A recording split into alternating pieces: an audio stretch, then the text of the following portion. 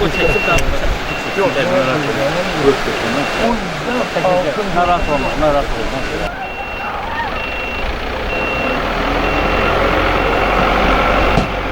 Mən Quliyev Nahid Cənnətoğlu bu kənd sakini. Hazırda 2 ilə yaxındır ki, bu körpü bu vəziyyətdə idi.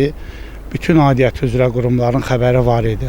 Bütün kanallarda, bütün sosial şəbəkələrdə bu haqda çəkilişlər olub, intihası əməl olunmayıb. Bax, hal-hazırki gün budur.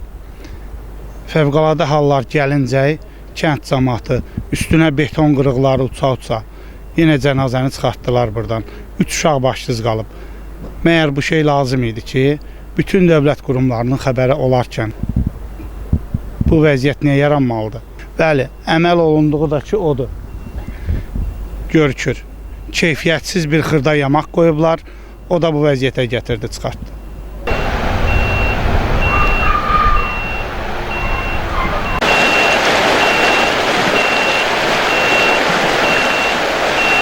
Bu boyda körpüyə ayaq